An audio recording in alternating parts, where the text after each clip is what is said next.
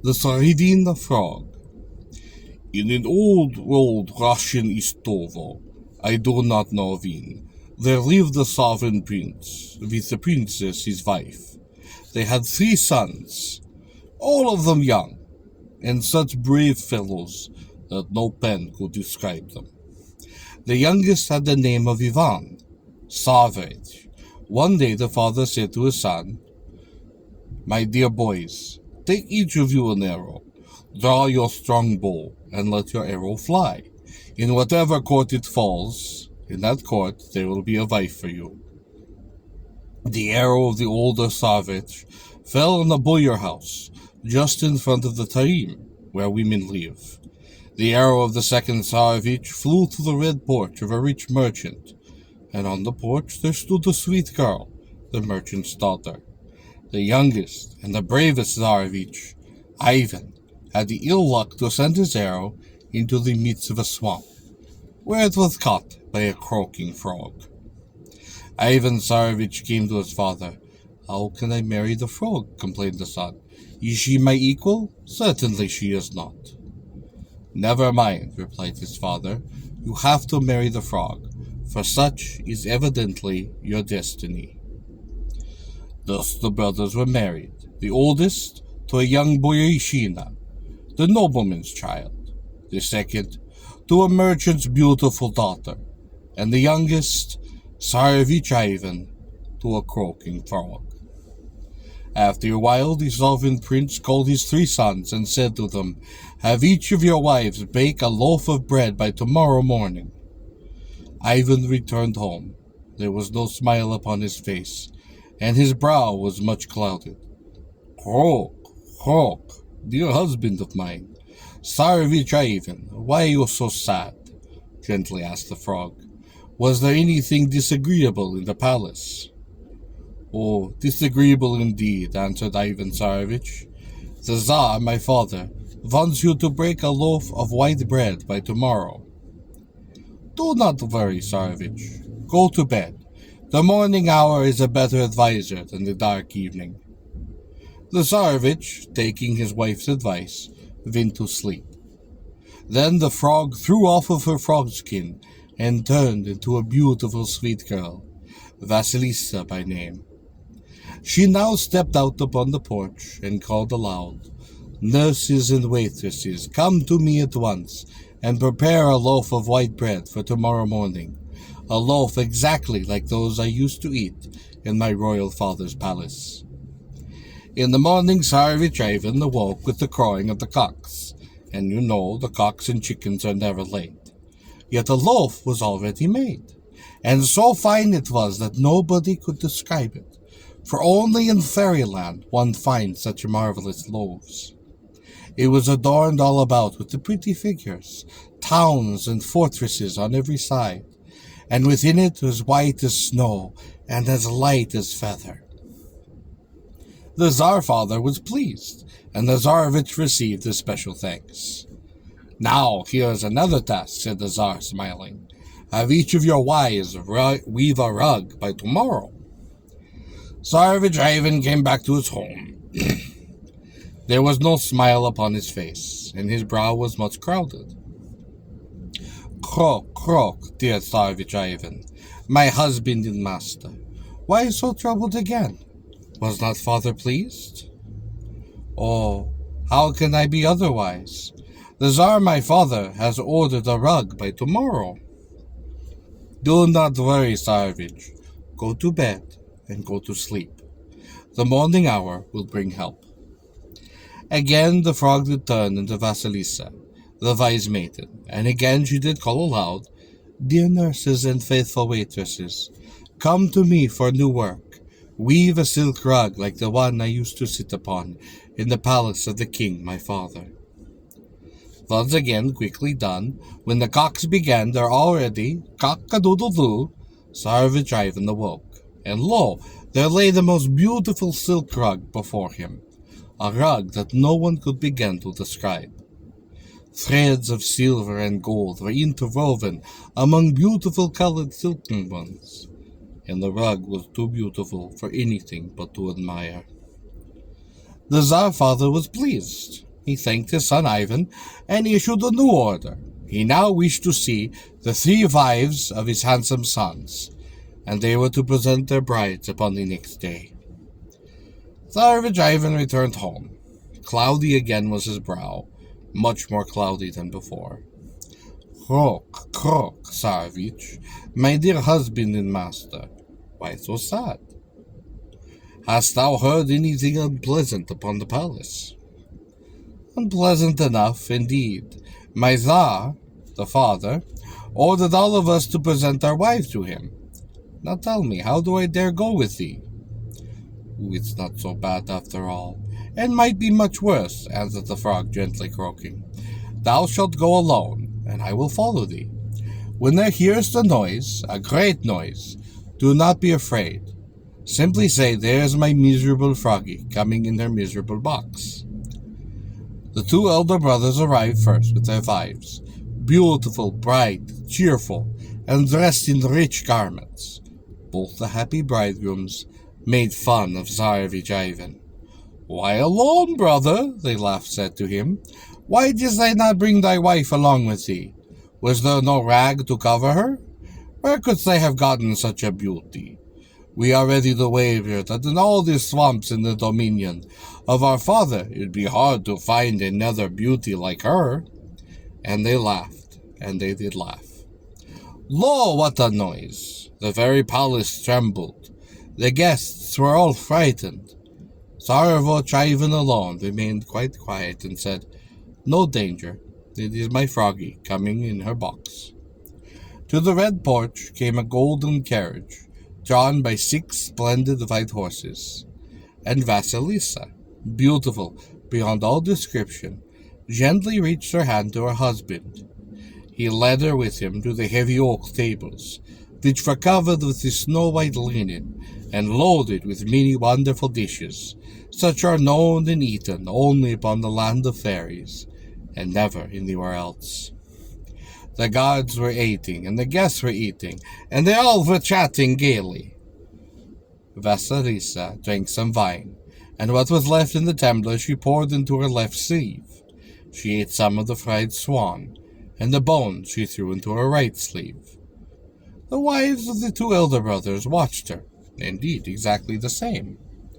When the long hearty dinner was over, the guests did begin dancing and singing, and the beautiful Vasilisa came forward, as bright as star, bowed to her sovereign, bowed to the honorable guests, and did dance with her husband, the happy Tsarevich Ivan. While dancing, Vasilisa waved her left sleeve, and a pretty lake appeared in the midst of the hall, and did cool the air.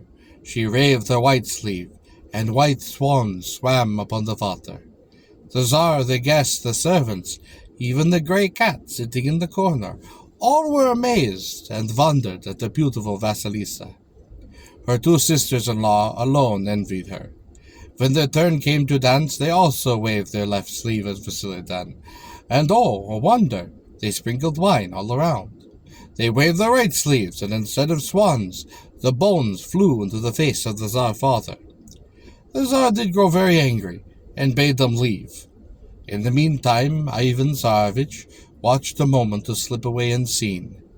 He did run home, he found the frog skin, and he did burn it upon the fire.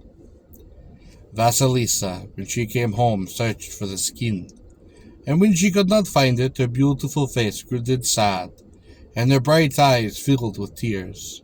She said to Tsarevich Ivan, her husband, O dear Tsarevich, what hast thou done? There was but a short time left for me to wear that ugly frog skin. The moment was near when we could have been happy. But now I must bid thee goodbye. Look for me in faraway country, to which no one knows the roads, at the palace of Koshi the Deathless. And Vasilisa turned into a white swan, and flew away through the window. Tsarevich Ivan wept bitterly. Then he prayed to Almighty, and making the sign of the gods northward, southward, eastward, and westward, he went on the mysterious journey. No one knows how long his journey was, but one day he met an old man. He did bow to the old man, who said, Good day, brave fellow. What art thou searching for, and whither art thou going? Tsarevich Ivan answered sincerely, telling all about his misfortune, without hiding anything. Why didst I burn the frog skin? It was wrong to do so. Listen now to me.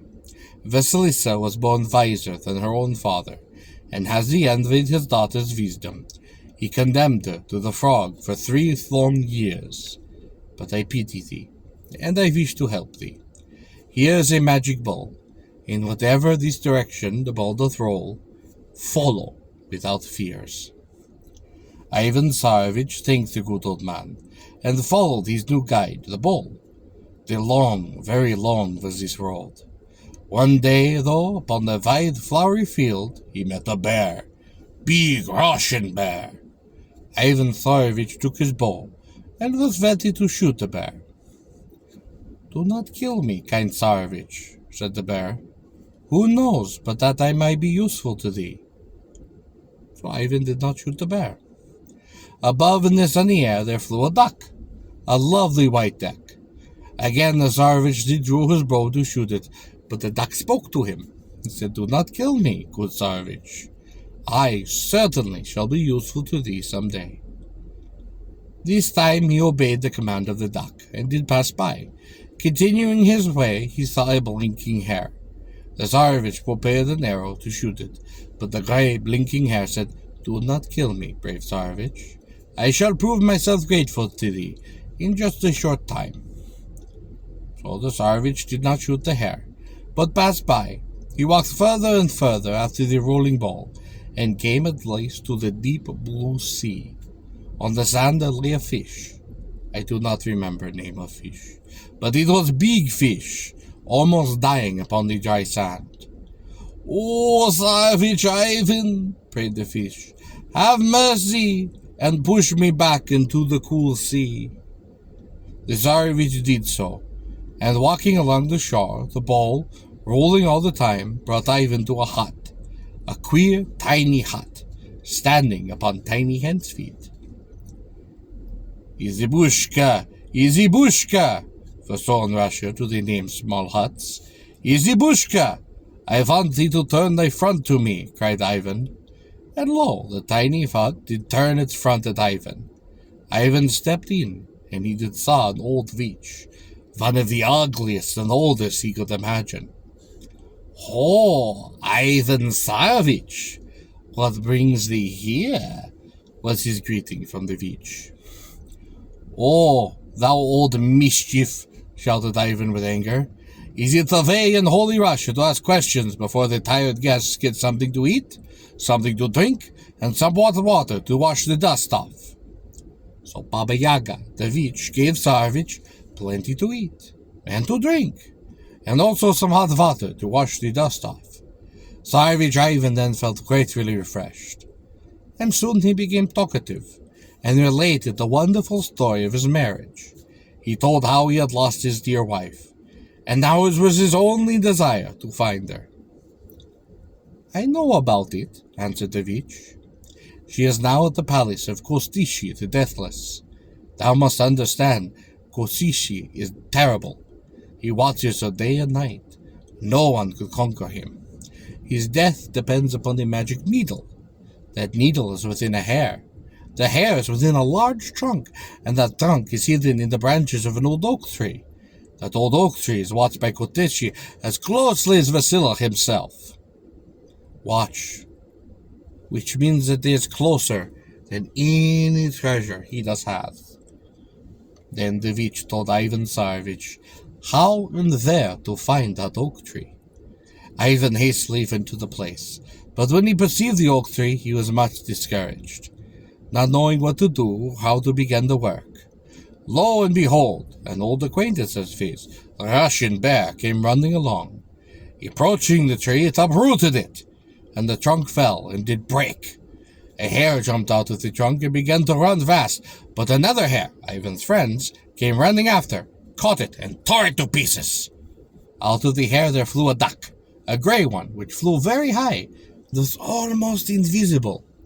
But the beautiful white duck followed the bird and struck its gay enemy.